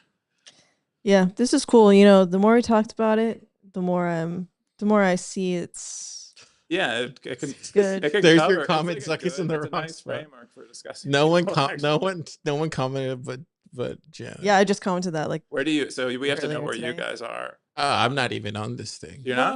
No, I don't consider myself part of these people. You don't have tiz or riz. No, I don't think so. Not at all. Oh, 0. Okay. No, So you you're definitely- 0. you No, definitely I'm have like the Riz I'm part. just car. Your Car. whole like community, like No, your whole I'm not community on thing, this. I'm that's like Riz. low, far bottom, low. I'm like right here where the no amount listed.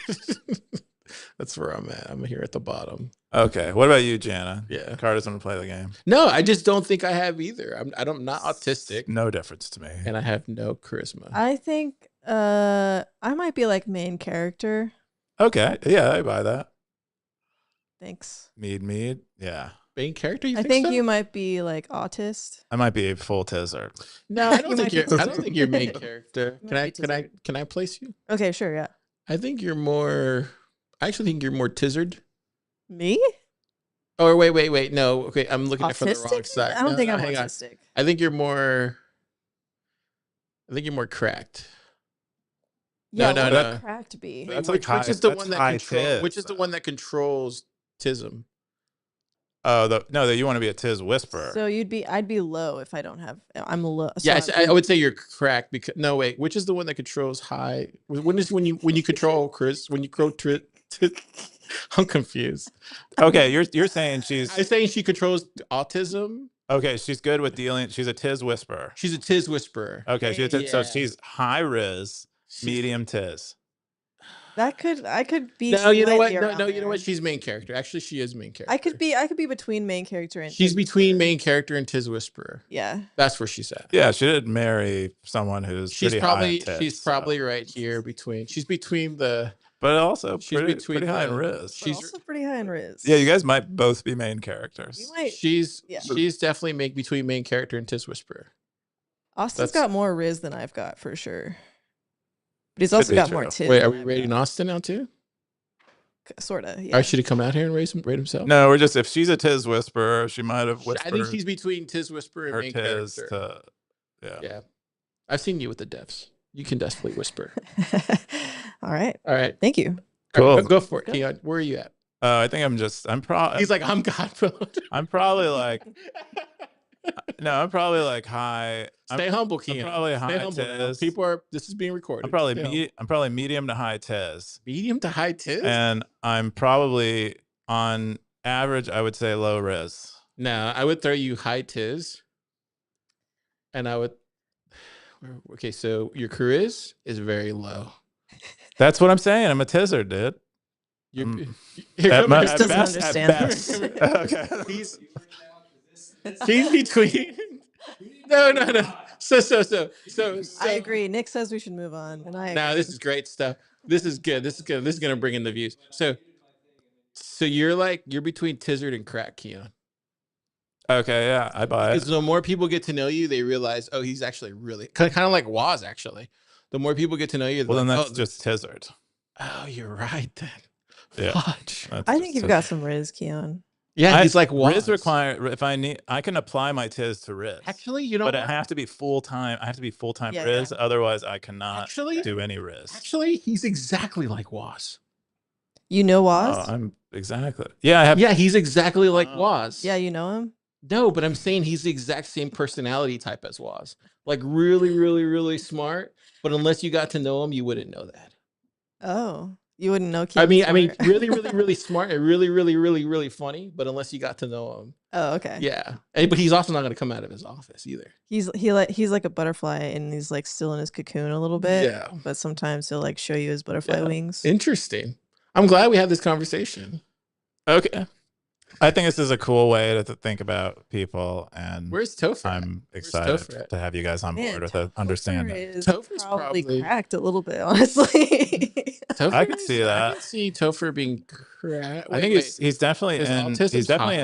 in His autism need is really in high. med riz. He's I'm- med Riz. he's I don't know if he's definitely high tiz, but that might just be his riz. No, he's kinda definitely high confusing me. tiz. He's Okay, definitely high then he's cracked. He might be He's definitely cracked. cracked. He might be cracked. What about Nick? Jim? Jim? Oh, wait. I don't know. Jim is could probably medium riz be- too.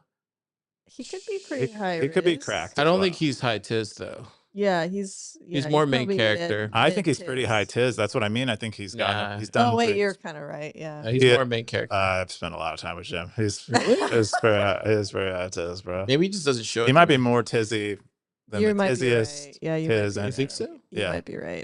What about Nick? Where do you think Nick's at? Nick is definitely. I would say he's medium tiz. He's medium tiz. I would say he's medium tiz, Yeah. but Riz probably pretty low. Yeah, low riz as well. Yeah, he's pretty high riz. I would say. Oh, yapper. He's absolutely a yapper. Oh, but that requires no tiz, and he's definitely he's got some main tiz. character. He's main character. This is sad. We're like doing all the people we know. Oh man, we can't. I do think this. it's We pretty can't. fun. It's really fun actually. We should print Yeah. this out and like put it in Plub Lab. Okay, cool. Yeah, we should do the Print it people in out. here, and we can move people around. That's fun. I'll make magnets. Yeah, Oh, that'd be Oh, great. man. Oh man, this is hilarious. you could sell these. This is great. Somebody should do this for Bitcoin. Okay, I'll map it. Somebody should just redo this, but for Just make Bitcoin. a fridge magnet. Which one are you? This is Yeah. so funny. Fizz- Somebody should just fizz make this chart. version of this for Bitcoin. We Do probably it need like Stackers. name cards, but we could do also with Bitcoin celebrities. Yeah, you should do this with Bitcoin celebrities and influencers. Don't put me on there, put just Keyan. Riz. All right, cool Car stuff. refuses to play. That's all the stories we had this week. We're gonna jump into Meta. Keyan, what's this? Meta, yeah. So now before live comments were scoped to a device. So if you read comments on one device, you would not see they would not show up as read on another device. Really? I Yeah. didn't notice that. Yeah, well, if you're using one device, primarily internet with Stacker.News, this wasn't a big deal. But for those of us who are switching between our phone and our laptop or whatever, Even if you're on the same login? even if on the same login, it wasn't work that way before, because before it was not. We didn't want to spend a lot of time on the unread comment thing. So you can see two different versions of Stacker.News. Yeah, but now that we have this live comment thing, it becomes a lot more important, more useful. So Socks went ahead and made it Socks. device sync, and they've been killing it on this this feature. And Yeah, I like the live comments. It's really cool. I like also seeing it. I like naturally seeing it up there in the blue.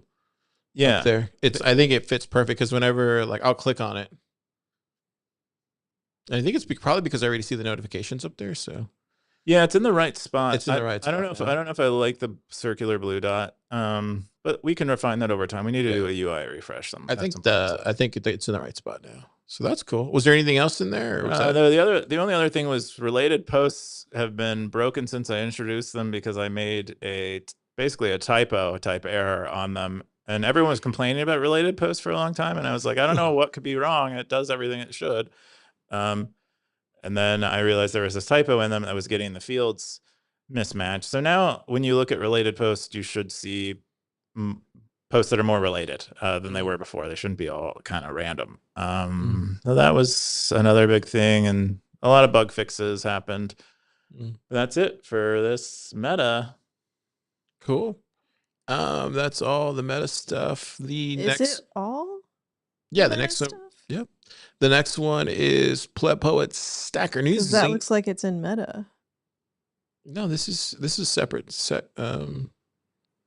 separate spot. All right. Next one is Pleb Poet's Fresh Stacker.News zine. We got freshly squeezed. It's lemon. yellow. Okay, we're gonna look. I'm gonna. Do you want to swap spaces with Keyan, or do you want to just move over, Keyan? Yeah, go for it. Here it is. And this is really fun. Oh, Closer, yeah, so that everybody can see. Go for it. There you go. Perfect. okay. Keyan, you can still talk.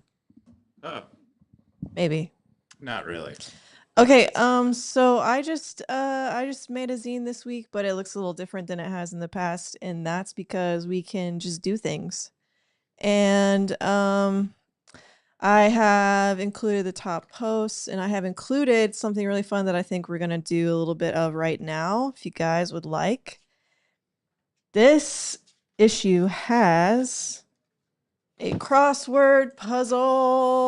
Whoa, a crossword puzzle. That I made. And so I'm going to give you a few of the clues that I made up and see if you can think of the word that I was thinking of. Because I realized that actually is a pretty difficult skill. Yeah, it might be hard mode. So is that okay with you? Sure, I'm a pretty smart guy. I Why do you laugh?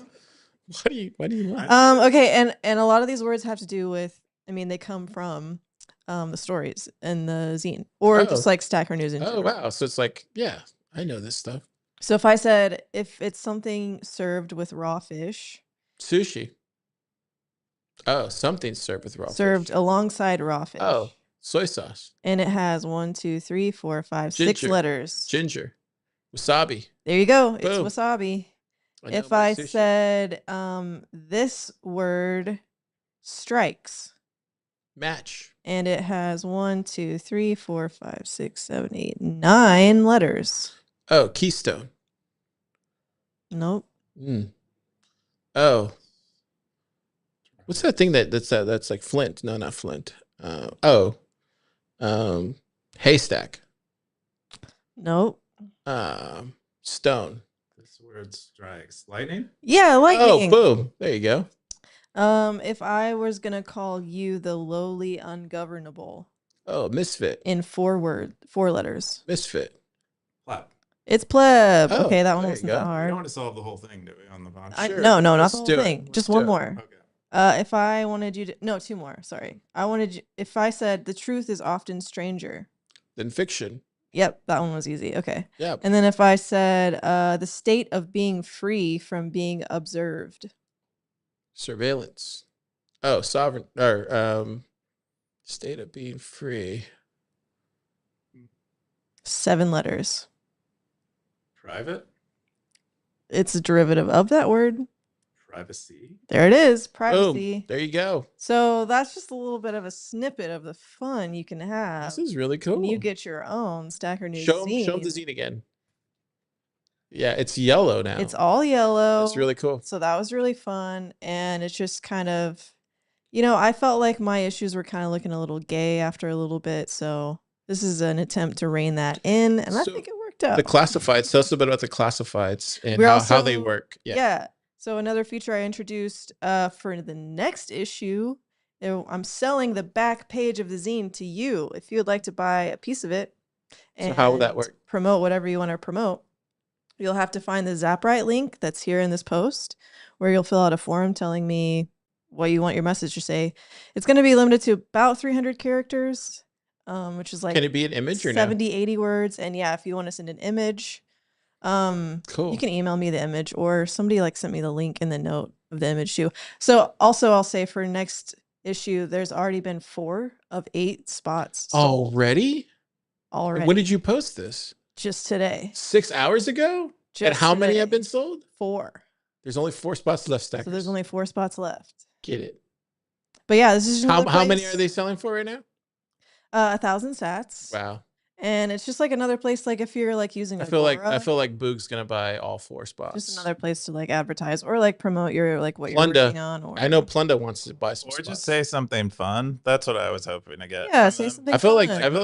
like Justin for brave men. I feel like Justin type Shocknet's of gonna buy thing. a spot I and love that.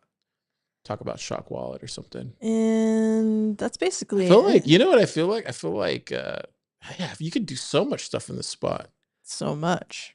Dang, You're allowed to buy 2 at a time if you'd like, and you get more space that way. Can you buy a full year's? No. Not No, yet. no, they're too cheap. They're too cheap to do a full year right now. They're introductory priced right now, so it's a promotional offer, one time only.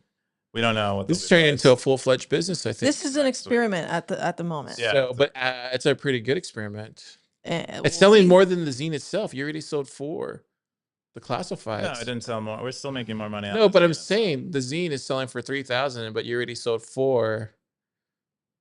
You're turning into the Rubach Murdoch of Stacker.News. That's right. Rupert Bitcoin. Yeah. Dang. Turns out Stacker.News was a whole thing just to release a zine. Stacker News was the friends we made along the way. It really was about the zine the whole time. Dang. Did you tell your investors you're pivoting to the zine? I once told them I was going to start selling houseplants. I like that. But Literally everything just moves to the zine. That'd be hilarious. Good job, Jenna. Thank you. Thank you very much. Thank you. That's funny. now it goes wild. That was amazing. Cool, man. What if that actually does take off and then it just becomes its own full-fledged printing business? And it's That'd be neat. that'd be really neat, right? Like, Yeah. turns out like that's a whole separate business unit and it makes its own full-fledged cash flow and Yeah, I don't know. or sat flow, I guess, and it's like a full thing. I don't know of any No one else is doing that, right? yeah, I don't know if there's any regular publication for another. I mean, it kind of fits with the times. Forum. I mean, everybody else is kind of going digital, and like the one thing that's not digital would make sense. Cool, really cool stuff. Oh, you can also subscribe. Oh, where at? Subscribe. There's a Zapprite link in here for subscribing for the month of September, which means you'll get 4 zines. And they'll be sent to you once a week. That's cool. 4 zines for the price of The price of a little more than 3. yeah, you get to save a bit. Less than 4. Yeah, you get to save a bit. 4 zines for Oh. less than 4 for 10,000 sats. Whatever happened to the other zine that was doing stuff? Did they just stop doing their zine? What other zine? Wasn't there like a zine for like 2 weeks or something? I don't know. I don't know what zine you're talking about. There are some zines that are like limited to a topic, and they only release them when there's like some topic they want to cover, and they're more like educational zines. Wasn't there one that was released and then you guys? Yeah, I don't have anything to say about it. I don't know what you want me to say. I just thought, I remember you like taught you like game on, and then like nothing ever happened to them after that. Oh, the other Stacker.News zine. Yeah, I guess they never. I don't know. I guess you won, Jenna. Anyway, that's everything. Get the classifieds. There's like 4 left. Cool. That's all the stuff we got. We didn't have any fountain boosts this week. No YouTube comments. And I think that's everything. Keyan. Oh wait, let's jump into the top Cowboys, baby. Top Cowboys for the week. Everybody's unmasked. Hello. Siggy 47. We got Cube, Undisciplined, Blockchain Boo, Gray Ruby. Howdy, Gray Ruby. Coins Reporter. I don't think we've had much change in the top 5 based on my memory, which might be not reliable. Yeah. But we have Optimism is, I think, been climbing up, but they've been at the top. Scoresby. Aardvark there too. Scoresby super consistent. Aardvark is the Time Magazine 2006 Time Magazine Person of the Year. I think it's good to mention that we officially have somebody who's in Time Magazine. Yeah, I haven't been seeing Aardvark a whole lot around on Stacker.News, but I'm glad to see they're still stacking hats. Billy the Kid's there. Real Bitcoin Doggy. I think Sox has a nice streak going.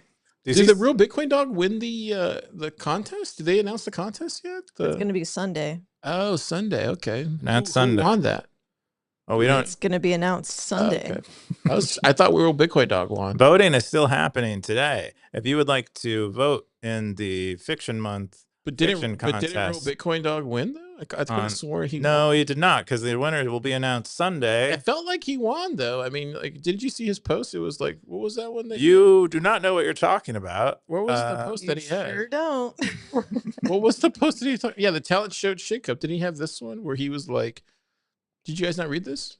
Oh, I certainly saw it. It was like, and then he implemented like all these really cool Stacker.News stuff. Well, he like bribed people to go comment on it. Is what he did. I thought it was pretty hilarious.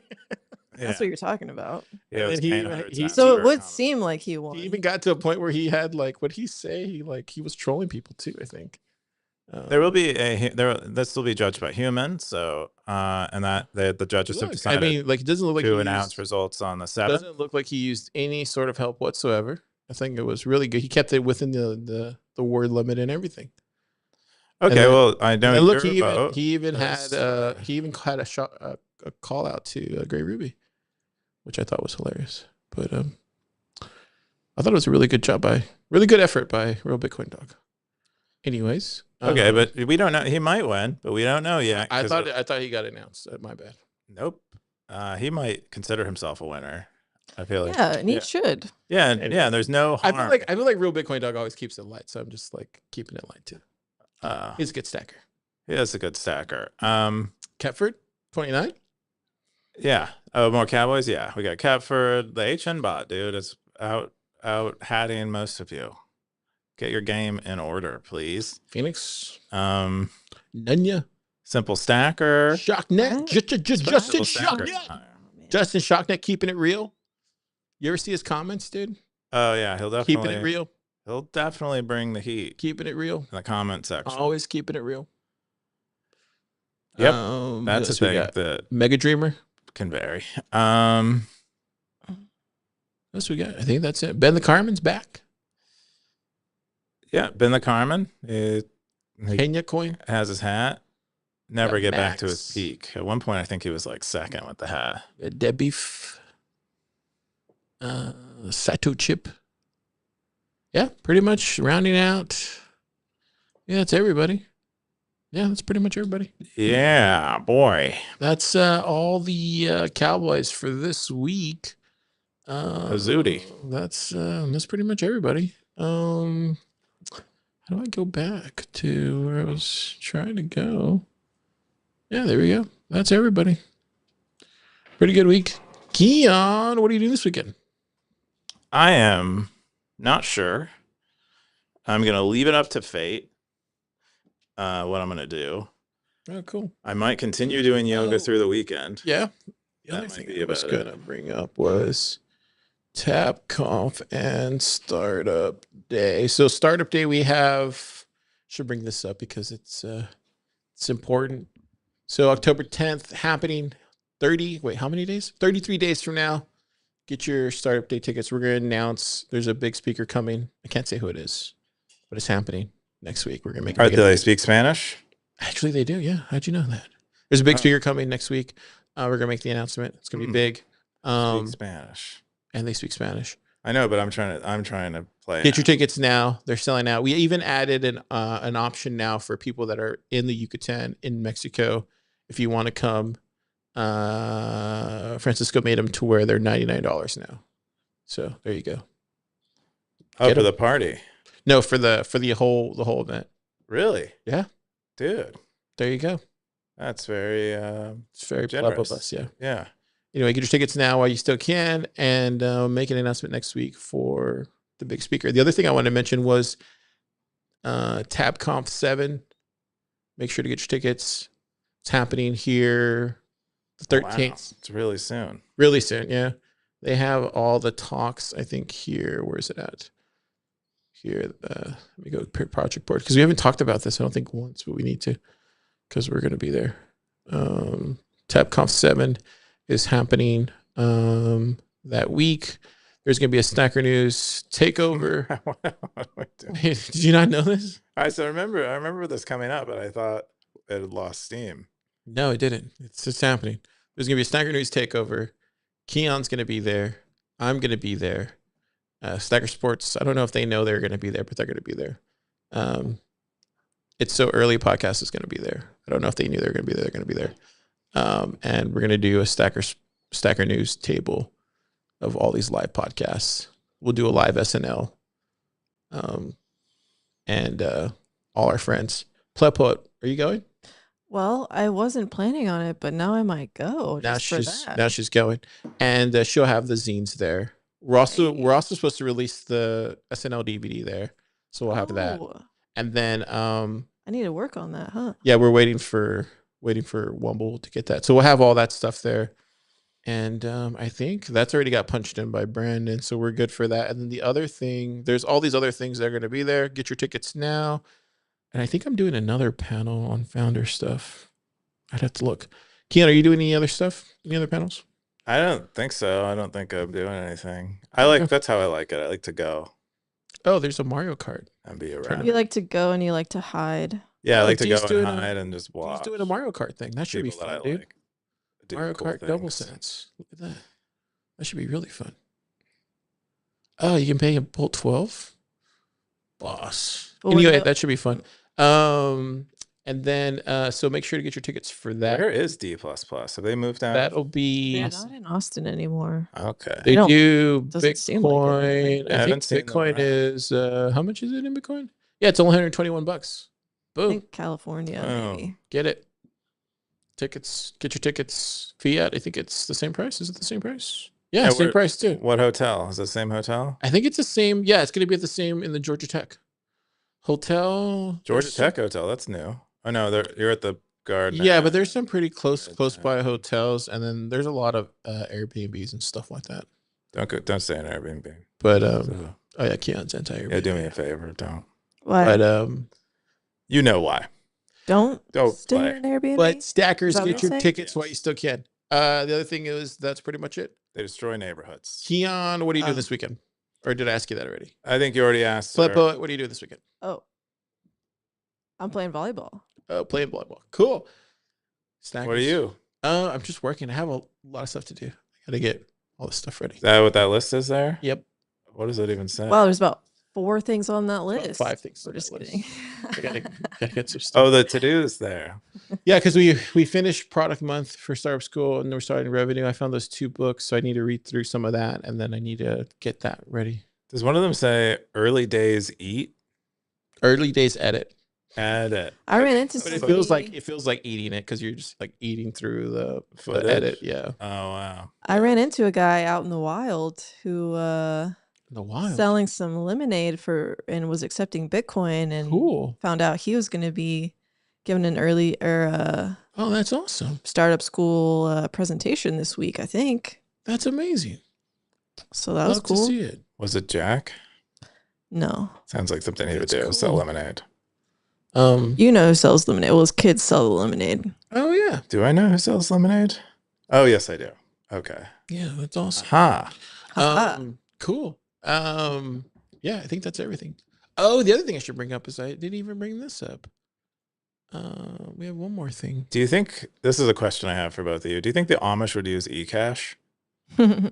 No, Okay, that's fair. you just heard that one talking to Theo Vaughn, right? Yeah, it was good. Do you think he would use eCash? Because that's where my opinion's coming from. It's just what I heard that guy say. So I don't know, because it's like they're not running the technology. They're just holding, they They're can write it down on a trusting- piece of paper. If they are trusting a technology Oh. institution, maybe they do that. So we also have Jimmy Song coming to Bitcoin Builders Club on the 15th. If you're around Texas area, or if you're not, fly in. It'd be worth it because he's going to be giving a fireside chat with me. We're going to talk about all builder stuff. It'll be fun. Cool. Bitcoin Builders Club on the 15th on Monday. I forgot to mention this. Oh, It's going to be fun. nice. On the 15th. Johnny's going to be cooking some food. Yeah, that was a good event. I went to the last one. Yeah, it's going to be better this time. We're going to do it. We're going to do it way Nice. better. Cool. That's all the story.